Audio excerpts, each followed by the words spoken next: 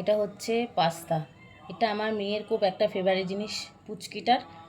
আজকে ওর ফরমাইশ হচ্ছে ও পাস্তা খাবে।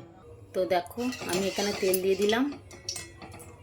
শরীরের দিকেও লক্ষ্য রাখতে হবে, তার জন্য আমি তেলটা একদম খুবই কম দিয়েছি।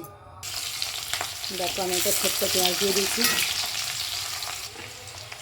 কাঁচা লঙ্কা দিয়ে দিচ্ছি,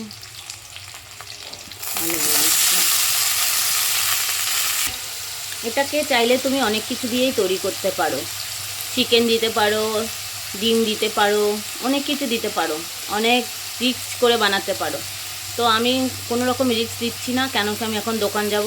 কি করে একটু সিম্পলি করে দিয়ে মেয়েকে পালিয়ে যাব দোকানে, কেন কি এখন 6:30 বাজতে চললো। তো মেয়েরও গায়ে জ্বর এসছে, তো প্রায় সময় কিছু না কিছু বায়না করে, কিন্তু প্রতিদিন তো বায়না রাখা সম্ভব নয়। তো আজকে ট্রাই করলাম, আজকে বলছি ঠিক আছে চল তোকে পাস্তা বানিয়ে দিচ্ছি, না হলে উপোস থাকবে, যেহেতু জ্বর এসছে খাবে না।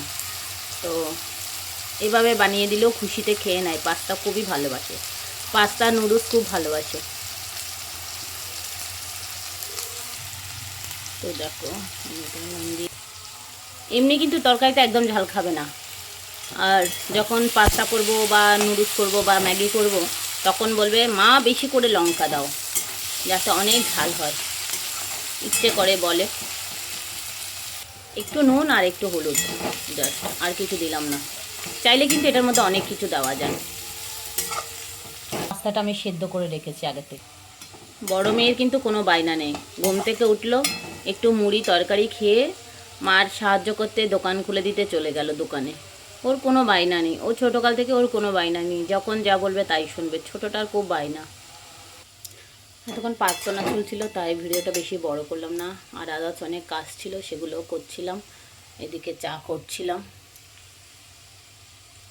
তো এবার আলুটা সেদ্ধ হয়ে গেছে, ওখানের মধ্যে আমি পাস্তাটা মিশিয়ে দেবো। দেখো, তো দেখো আমি পাস্তাটা মিশিয়ে দিচ্ছি। আমি ভিডিওটা একটু কেটে কেটে করছি, কেন কি ভিডিওটা বেশি বড় করলে বেশি বড় হয়ে যাবে, তাই একটু ছোট করে করার চেষ্টা করছি। তাও 2 মিনিট হয়ে গেছে অলরেডি।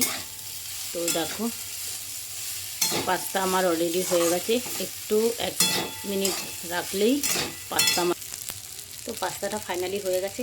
এখন পুচকির কাছে নিয়ে যাবো, দেখবো ওর কেমন রিয়াকশান, দেখবে শুধু। তো দেখো আমি পাস্তা নিয়ে চলে এসেছি, এখন দেখবো ওর রিয়াকশান। পিতু আয়,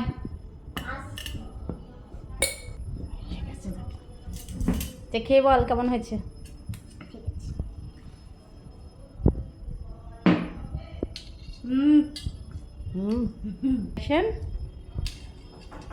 কেমন?